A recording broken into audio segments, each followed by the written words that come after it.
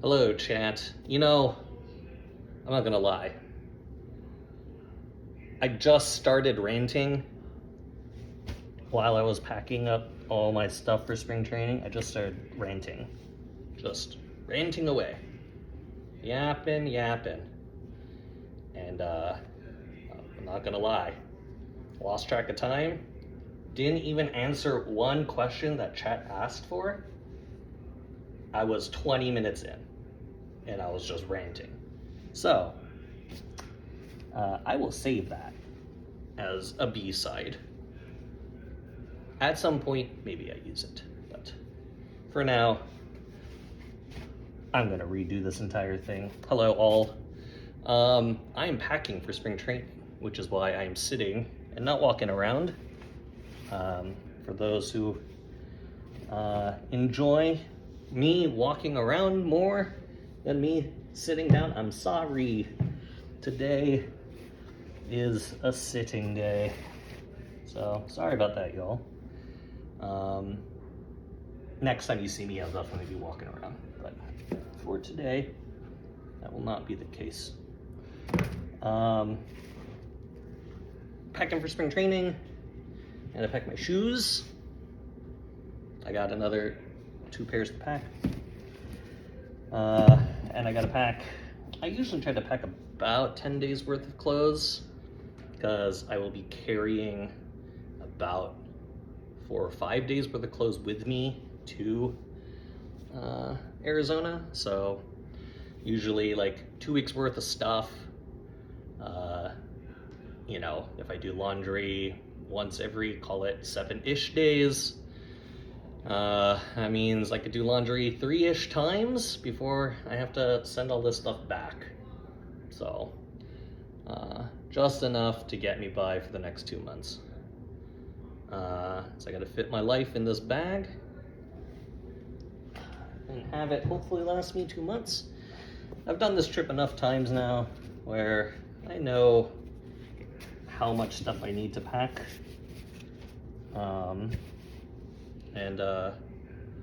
Yeah, I'm pretty comfortable. I'm pretty happy with knowing how much I need to pack at this point, but I do need to pack, so I have to do it right now, in fact. While I'm doing that, I'll answer some questions. So, first question, a couple of these are like personal questions to me. I guess before all of that, I will start off by saying, I will start off by saying that there are some people who are doing public research right now, and I think it's really good. But I think if you're someone who's trying to put out public research and you want more than just, to share what you're doing, if you want to like find other people like me, find other people who do public research or do sports analytics research or do, research in the machine learning space, in the data science space, in the statistical modeling space at all, and you're using sports as like a vehicle or as data to, showcase what you're doing. One thing that I do recommend is like, it doesn't all have to be unique research or new research. You don't have to like blow people's minds in terms of what you're doing, but it does have to be, it does have to tell a story, right? Research that stands alone and you're saying like QED, bat speed is relevant when you're hitting home runs. Like, okay, cool, I like the correlations, this is good statistical work. Someone out there is going to find this cool, but in terms of attracting more than just a few people, how do people get a little more popular in that space?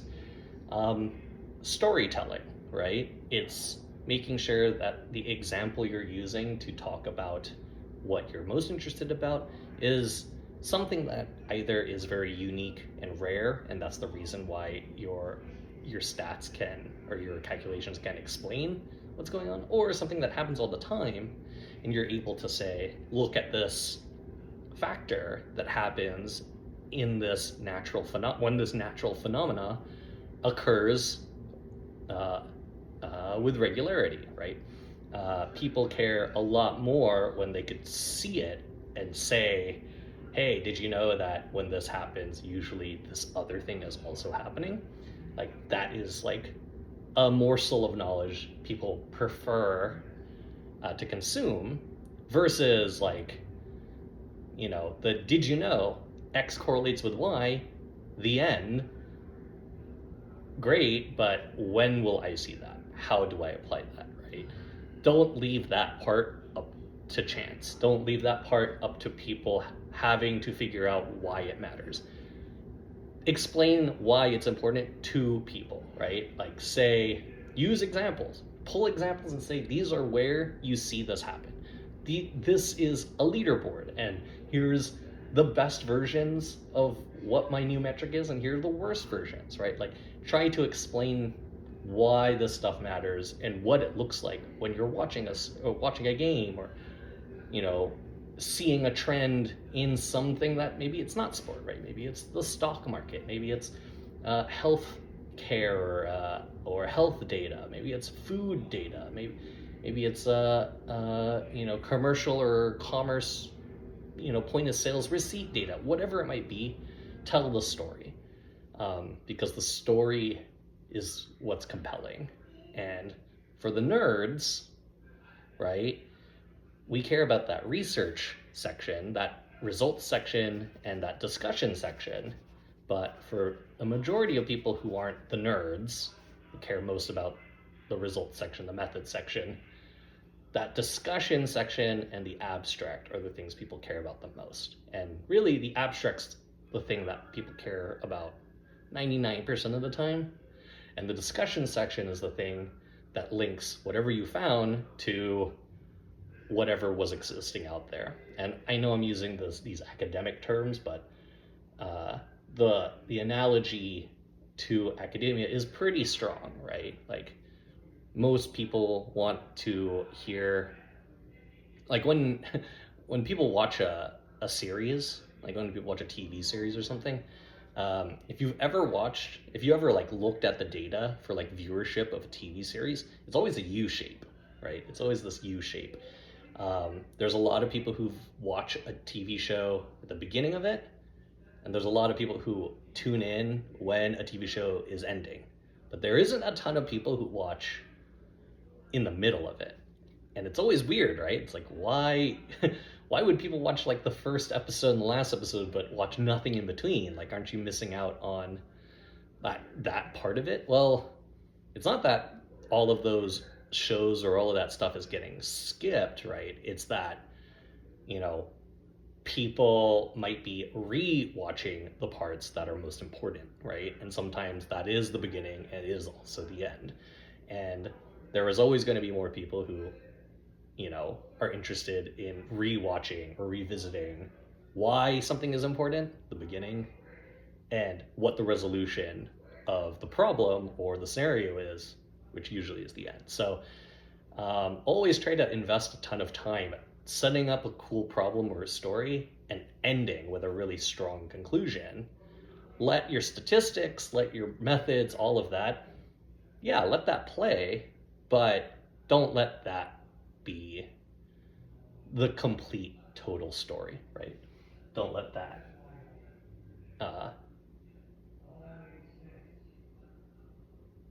that dictate what you're trying to say. Let the story be the thing that people are really excited about, and just make sure in the back pocket that your methods are true, right? I know it's weird because as statisticians or data scientists, we want to be like, people should know the stats, people should know the methods. They should, but they trust that you are an expert in the methods, in the knowledge, in the results, in the statistics, and they are more interested in you as a communicator of that, not as someone who is trying to teach them, right? So if you are out there trying to make public content, public research,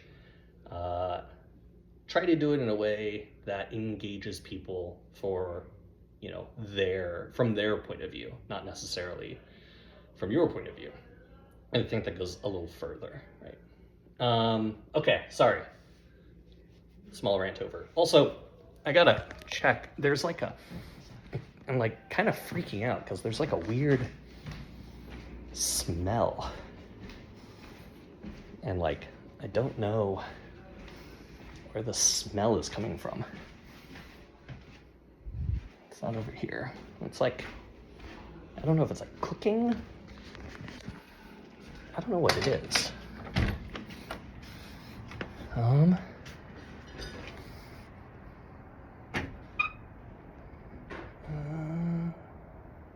don't know. I have no idea, chat. No clue. Anyway, this also gives me a reason to get up and grab some shoes that need to pack. 1, 2, wearing those, 3, 4, 5? 4 for sure. 4. Sure, 4 or 5. Sure, 4 or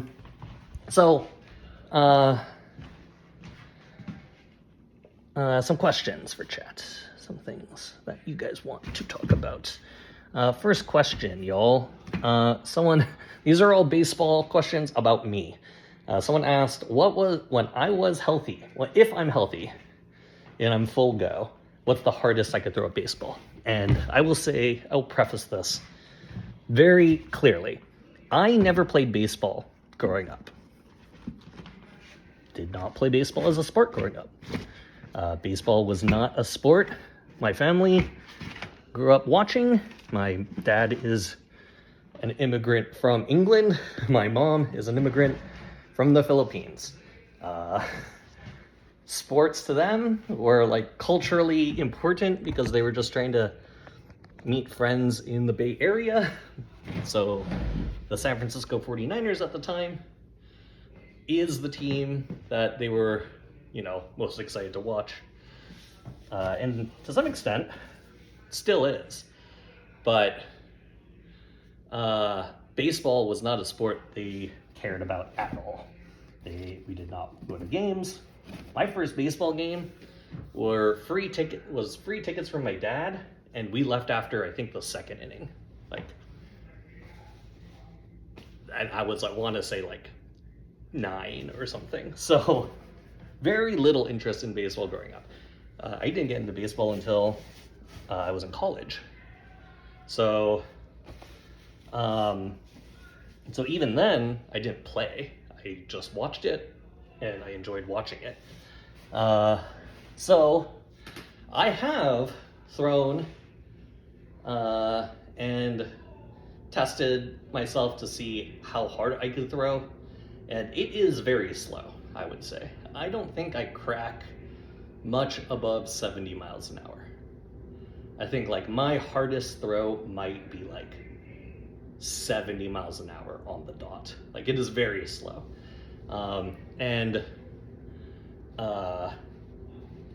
For comparison,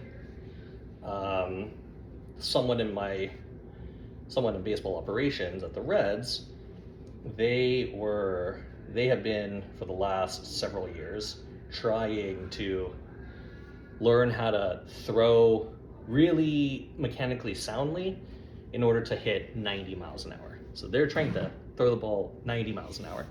And they weren't a professional pitcher. They're not, some sort of league, in some sort of baseball league.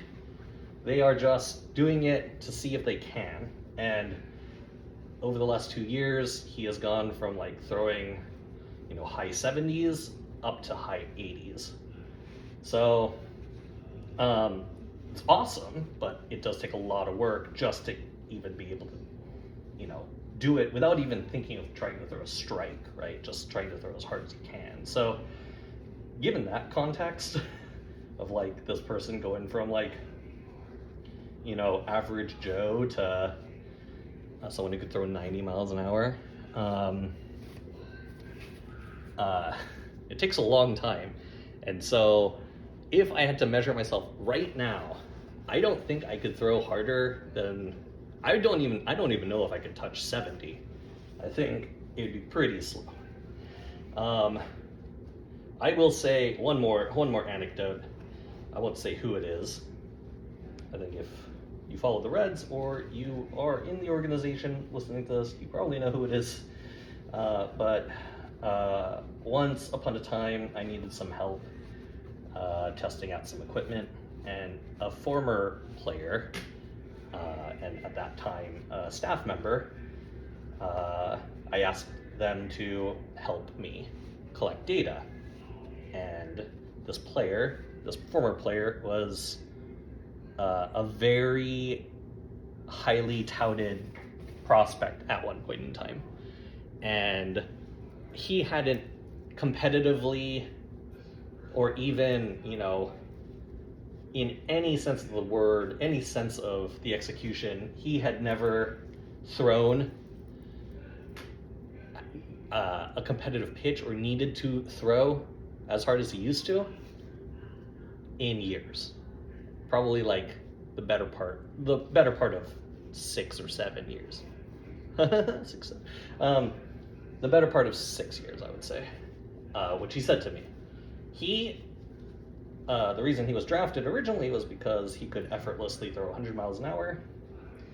And I asked him to help me out. And he, without any training, without any warm-up, he was able to throw first pitch about 91 miles an hour.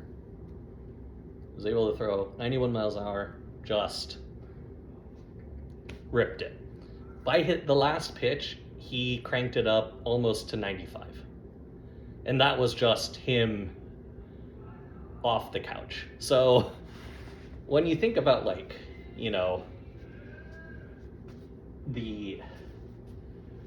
who's elite, what do elite athletes look like, or what can they do?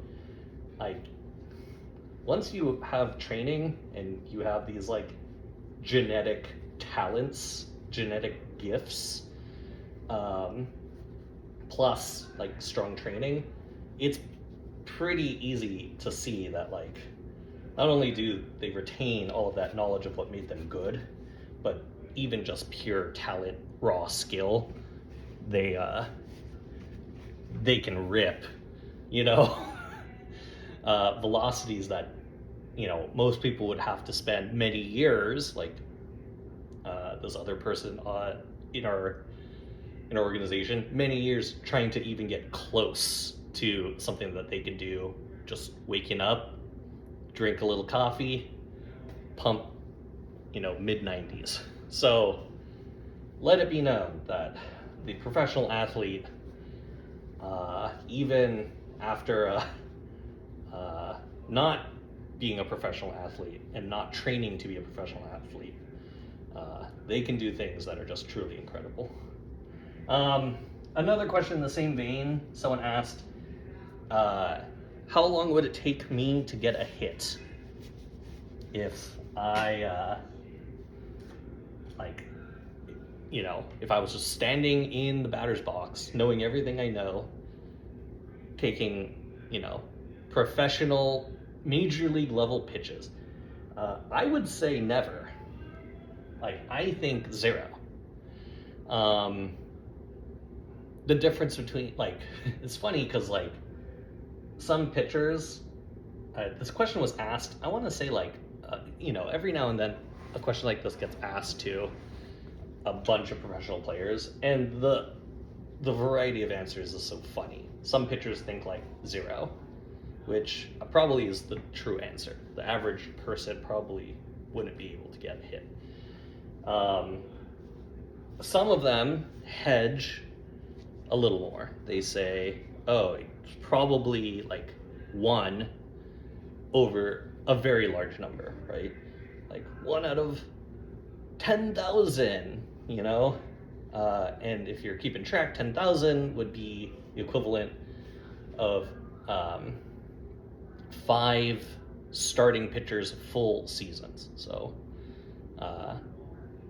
if you take an entire rotation of pitchers all right, and they all throw 2,000 pitches over the course of 6 months, some people are saying one of those pitches will be something that a guy swings at, a person swings at, and can get a hit. I think, statistically, I don't know. It's never really happened in that way before, but a good way to think about it, in my opinion, right, is if you look at high school baseball, right, not college baseball, high school baseball, right, even at elite, high schools, prep schools that,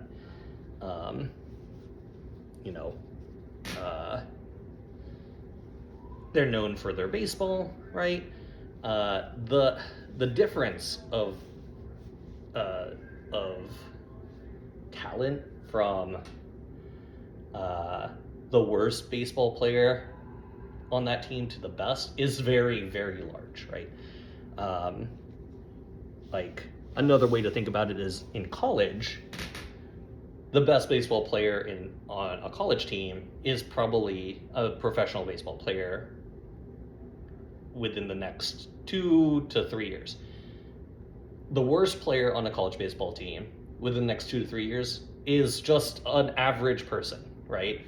They are a data scientist, a teacher, a lawyer, whatever, right? Their career is not in baseball anymore. They just played on the team, and now they're not playing baseball as a career, as their profession, right? For high school players, it's even wider, right? Like,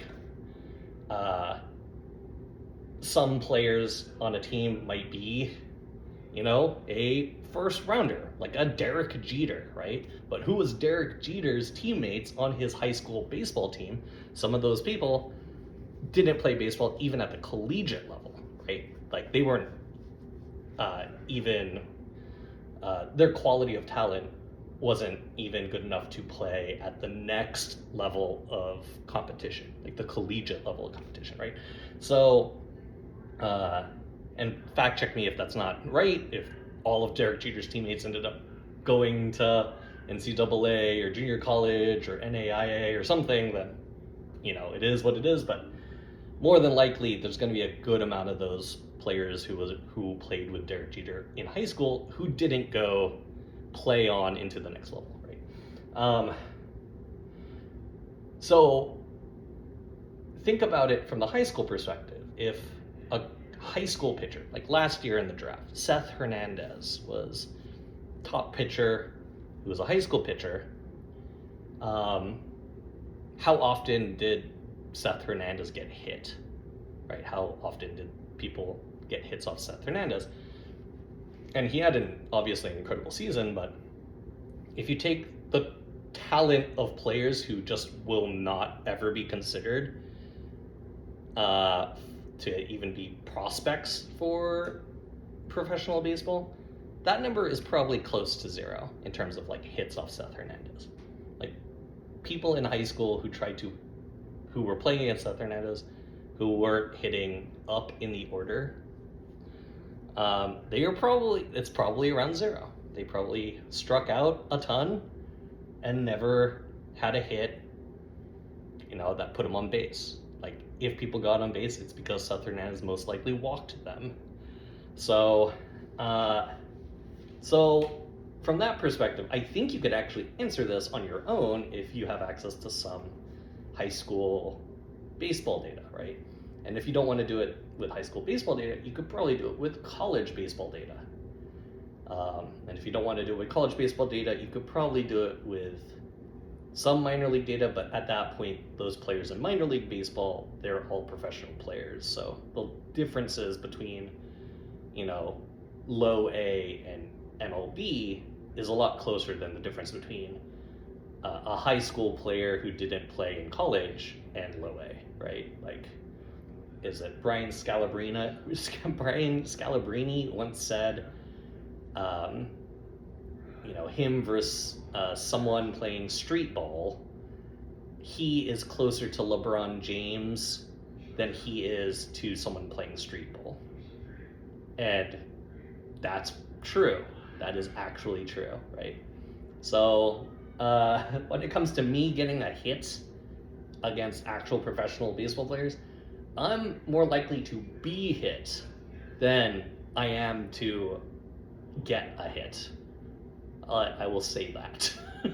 I am more likely to have a pitcher pitch inside on me and it grazes me and I'm probably injured for the next month and that gets me on base.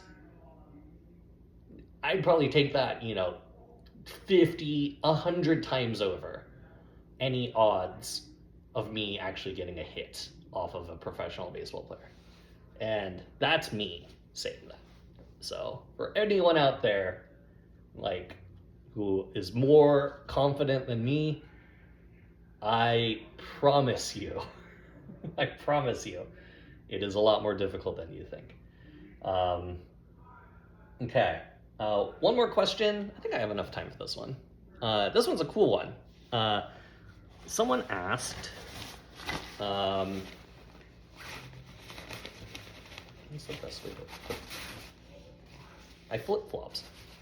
Someone asked, at what point in time in my career did I feel like I made it?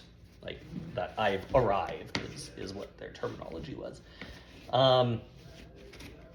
Cool question, because I think it's a moving target, right? Like, I don't think anyone who is successful, at least in my opinion, no one who's been successful or no one who is successful, I think, and maybe this is wrong, or maybe this is a bad generalization, but not many people I know have quote unquote stopped to smell the roses.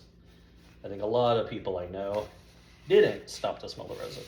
I think a lot of people I know continue to be successful, continue to do new things, and when you ask them this kind of question, it takes them a while to come up with an answer, and usually the answer that they give you is not a good one, because it's usually like the first time they had success, but it wasn't what this question is really trying to, usually what these kinds of questions are really trying to ask. And really what these questions are trying to ask, like, when do you feel like you arrived, is when do you feel like you had competency in the things that you were doing, right? At least that's how I interpret questions like this. Like when people ask, when have I arrived? I don't think they're asking, when was the first time I was successful, right? Like, when the first time I was successful doing something on my own, I would probably say when I was a music journalist and I was able to like start accruing, albums before they were released, was able to review them, was able to go to shows for free, was able to build a group of writers and photographers. I did that for 3 years. That was success. But was that me arriving? I don't think so, right?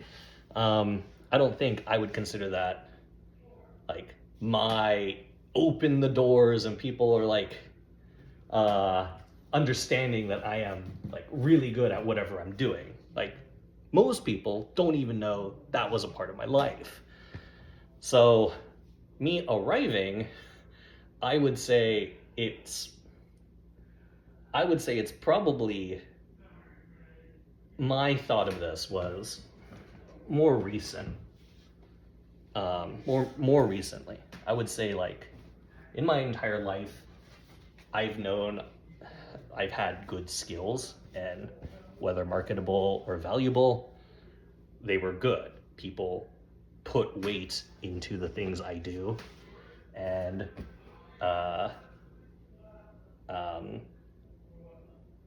they trusted me to do the things I said I wanted to do or would try to do. Success, in my opinion, arrival, in my opinion, was when I realized that no one was going to tell me what my next thing is, like in my career, what my next most important thing I need to do is. Sorry, it's gonna get a little loud because I have to open this. Sorry, chat. I gotta open this thing. Yes. I would say when I made the realization, this was like not long ago. This was maybe like a few years ago, when I realized no one actually knows what the next thing, my department or people in my department or whatever the next big thing that we need to do as an organization, like they had some thoughts, but was that the priority? Was that a good idea? Was that a bad idea? They deferred to me, right? And objectively, rationally, that makes sense. I'm the head of analytics. I'm the head of doing research and development. I lead the group that helps assemble all the data and analyze all the data. So it makes sense that they would ask me, right? It is still a little shocking, at least in my perspective, that the weight of the direction that we need to go relies, majority of it rests on my shoulders. And that is when I realized I've arrived. I realized I arrived when there was no one else to make the decision. I had to make the decision. And it wasn't a successful thing. It wasn't a light bulb moment even. It was honestly, some form of, it is at some point in time where you will ask to do things. You will ask if you're allowed to do certain things. And you always ask someone, because there was always someone above you, to say yes or no to those things.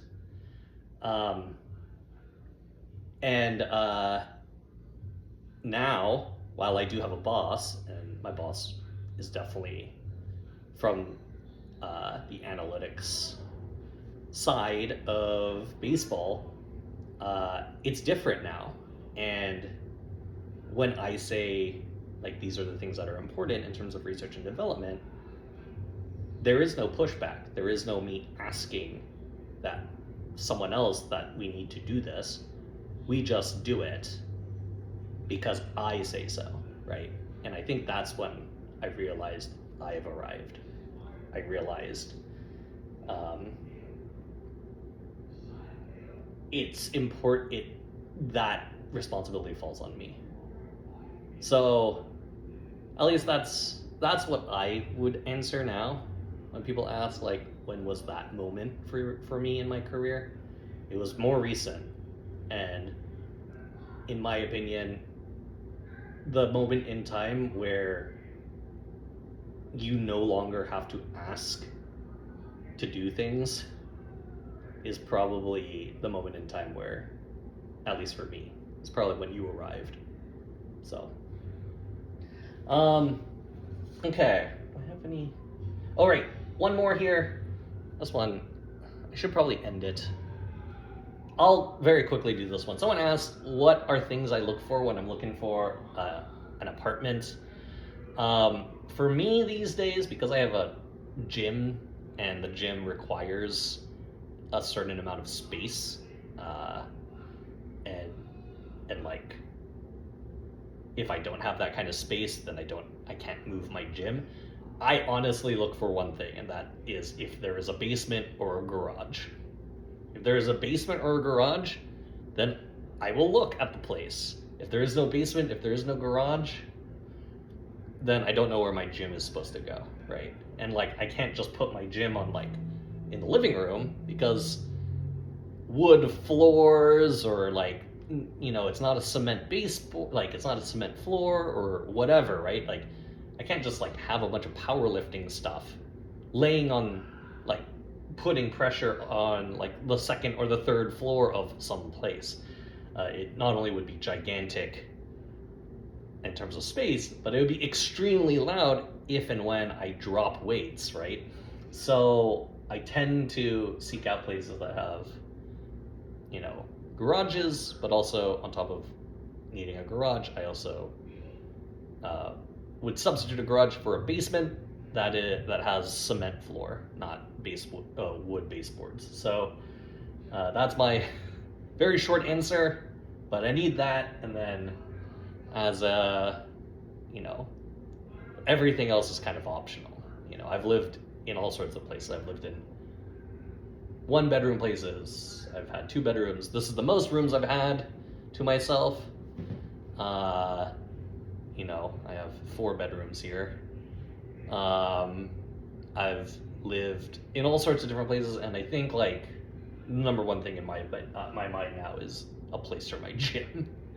It used to be if fiber optic internet was available, because it wasn't available in all neighborhoods in Cincinnati. But now I believe not only is it available in all places in Cincinnati, but there's like, you know, here I have a 2 gig fiber line.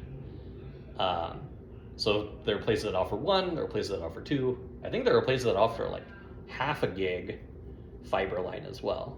I would never do that, but yeah, fiber internet used to be the number one thing. But now it's like access to a gym. Access space for my gym, sorry. Okay, that's all, chat.